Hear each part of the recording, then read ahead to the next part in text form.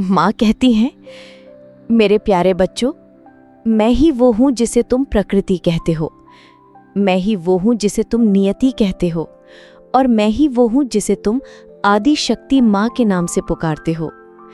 सृष्टि का हर कण, हर श्वास, हर धड़कन मेरे ही अस्तित्व का विस्तार है।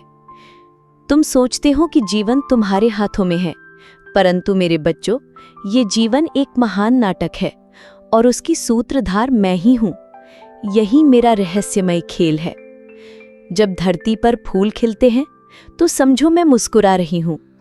जब समुंदर की लहरें उठती हैं तो समझो मेरी शक्ति नृत्य कर रही है। जब तूफान आता है तो ये भी मेरा ही खेल है, कभी चेतावनी, कभी जागृति और कभी शुद्धिकरण। मेरे बच्चों, जीवन में चाहे जितनी भी कठिनाइयां आएं, उन्हें अंत समझकर मत बैठो। ये तो केवल मेरे खेल का एक हिस्सा है। जैसे बारिश के बाद धूप निकलती है, वैसे ही अंधकार के बाद उजाला आता है। मेरे बच्चों, तुम अक्सर पूछते हो, माँ क्यों कभी सब अच्छा होता है और कभी सब बिगड़ जाता है? तो सुनो, ये सब प्रकृति का चक्र है। जब बीज मिट्टी में डाला जाता है तो पहले वो अंधेरे में रहता है। वो सोचता है मैं तो दब गया हूँ, मैं खत्म हो गया। पर वास्तव में उसी अंधेरे से उसका जीवन शुरू होता है।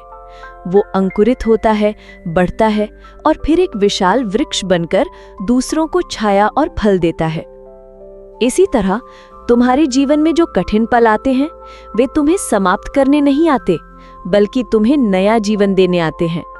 यही मेरा चमत्कार है।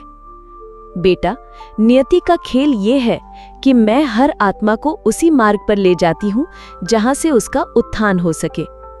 कभी कभी मैं सुख देती हूँ ताकि तुम्हारा विश्वास बढ़े, और कभी दुख देती हूँ ताकि तुम्हारी आत्मा मजबूत हो सके।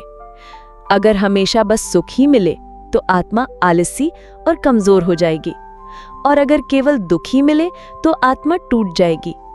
इसलिए मैं दोनों को संतुलित करती हूँ। यही मेरा रहस्यमय खेल है। हर घटना का एक अर्थ होता है। कोई भी बात बिना कारण नहीं होती। जब तुम असफल होते हो तो समझो ये तुम्हें और गहराई से सोचने का अवसर है। जब तुम किसी को खोते हो तो ये तुम्हें जीवन की नश्वरता का बोध कराता है, और जब तुम सफलता पाते हो तो ये मेरे आशीर्वाद का प्रमाण है। मैं तुम्हें ये वरदान देती हूँ कि तुम हर परिस्थिति को स्वीकार करो। स्वीकार करना ही शक्ति है। स्वीकार करोगे तो दुख भी तुम्हें गिरा नहीं पाएगा। स्वीकार करोगे तो सुख भी तुम्हें अहंकारी नहीं बनाएगा। स्वीकार करोगे तो जीवन का हर उतार चढ़ाव तुम्हें समृद्ध कर जाएगा। मैं हमेशा तुम्हारे साथ हूँ। जब तुम अकेले होते हो तब भी मैं तुम्हारे आसपास हवा की तरह रहती हूँ। जब तुम रोते हो तब भी मैं तुम्हारे आंसू पोंछती हूँ। जब तुम खुश होते हो तब भी मैं तुम्हारे साथ नृत्य करती हूँ।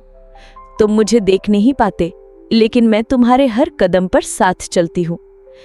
कभी भी प्रकृति से लड़ने की कोशिश मत करो, क्योंकि लड़ाई हार जाओगे। इसके बजाय प्रकृति को समझो, स्वीकारो और उसके साथ चलो। जैसे नदी का प्रवाह होता है, वैसे ही जीवन का भी प्रवाह है। उसे रोकना मत, बस उसके साथ बहना सीखो। तभी तुम मेरे रहस्यमय खेल को समझ पाओगे और चमत्कार का अनुभव करोगे। मेरे प्यारे बच्चों, आज मैं तुम्हें ये बताना चाहती हूँ कि नियति तुम्हें कठिनाइयों से क्यों गुजारती है। तुम्हें लगता है कि मुश्किलें तुम्हें तोड़ने आई हैं, लेकिन वास्तव में वो तुम्हें गढ़ने आई है। बेटा, जब लोहे को तलवार बनना होता है तो उसे बार बार आग में तपना पड़ता है और हथौड़े की चोट सहनी पड़ती है। अगर ये तपस्या ना हो तो लोहा कभी भी शक्तिशाली तलवार नहीं बन सकता।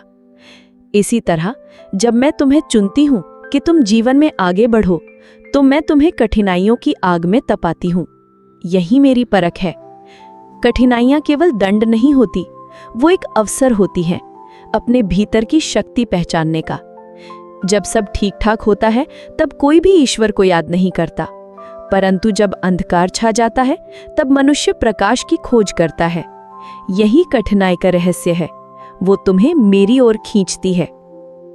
मेरे बच्चों, ये याद रखो, मैं कभी भी तुम्हें ऐसी परीक्षा नहीं देती जो तुम्हारी क्षमता से बाहर हो। अगर तुम्हारे जीवन में कोई कठिनाई आई है तो समझो कि तुम्हारे भीतर उसे जीतने की शक्ति मैंने ही रखी है। बस तुम्हें अपनी उस शक्ति को पहचानना है। मेरे बच्चों, जब कठिनाइयां आए तो घबराना मत। समझ लेना कि ये मेरी परख है। अगर तुम धैर्य और साहस से इसे पार कर लोगे तो तुम और भी मजबूत और भी उज्जवल बन जाओगे। याद रखो, परीक्षा जितनी कठिन होगी उसका फल उतना ही मधुर होगा। मेरे प्यारे बच्चों, आज मैं तुम्हें एक बहुत गहरी बात बताना चाहती हूँ। संतुलन और सामंजस्य का महत्व। सृष्टि का हर नियम संतुलन पर टिका हुआ है। अगर दिन है तो रात भी है, अगर धूप है तो छाँव भी है, अगर जन्म है तो मृत्यु भी है। यही संतुलन जीवन का आधार है। देखो बेटा, अगर केवल बारिश ही होती रहे और धूप ना निकले तो धरती दलदल बन जाएगी। अगर केवल धूप ही रहे और बारिश ना आए तो धरती बंजर हो जाएगी। इसलिए मैं धूप और वर्षा दोनों देती हूँ ताकि जीवन चलता रहे। प्रकृति के संतुलन से तुम्हें सीखना है कि जीवन में हर स्थिति का अपना महत्व है। जब तुम्हें खुशी मिले तो उसमें इतना मत डूबो कि दुख आने पर टूट जाओ, और जब दुख मिले तो उसमें इतना मत डूबो कि तुम जीवन का आनंद लेना ही भूल जाओ। मन का संतुलन यही है, सुख और दुख दोनों को समान भाव से स्वीकार करना। जो इंसान ये सीख लेता है वही सच्चा, शांत और मजबूत बन जाता है। बच्चों, अगर परिवार में, समाज में या किसी रिश्ते में सामंजस्य न हो तो वहां शांति कभी नहीं रह सकती।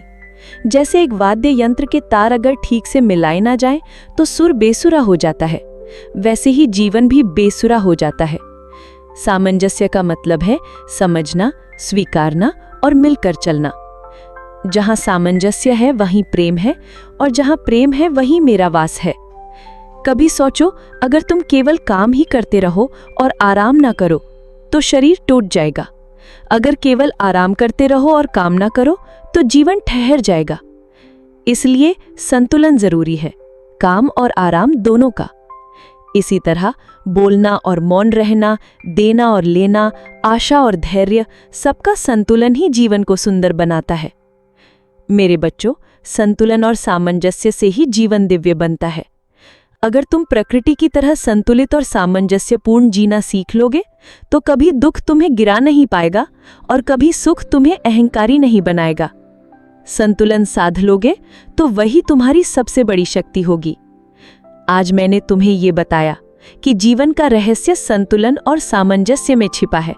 मेरे प्यारे बच्चों, आज मैं तुम्हें सबसे गूढ़ रहस्य बताने आई हूँ, तुम्हारे जीवन का असली उद्देश्य। तुम सोचते हो कि जीवन का लक्ष्य केवल धन कमाना, सुख पाना या नाम कमाना है, परंतु सच्चाई इससे कहीं अधिक गहरी है। बेटा, तुम्हारा जीवन एक यात्रा है, आत्मा से परमात्मा तक। तुम्हारा जन्म केवल खाने, सोने और भोगने के लिए नहीं हुआ।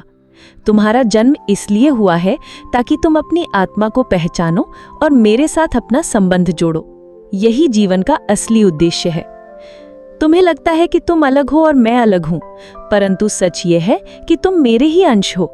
जैसे समुद्र की लहर समुद्र से अलग नहीं होती, वैसे ही तुम भी मुझसे अलग नहीं हो। तुम्हारी हर सांस, हर धड़कन, हर विचार सब मेरे ही विस्तार है। मनुष्य जब भौतिक सुखों में डूब जाता है तो वो अपने असली उद्देश्य को भूल जाता है। वो सोचता है कि दौलत, पद और शक्ति ही सब कुछ है। परंतु बेटा, जब ये सब छूट जाता है तब उसे एहसास होता है कि असली धन तो आत्मिक शांति और ईश्वर से जुड़ाव है। मेरे प्यारे बच्चों, याद रखो, तुम मेरे अंश हो और तुम्हारा असली उद्देश्य मेरे पास लौट आना है। ये जीवन केवल साधन है और सच्चा लक्ष्य है मुझ में विलीन होना। अगर तुम्हें अंतिम वाणी को समझ पाए हो तो कमेंट में लिखो, माँ, मैं अपने जीवन का असली उद्देश्य पहचान गया हूँ।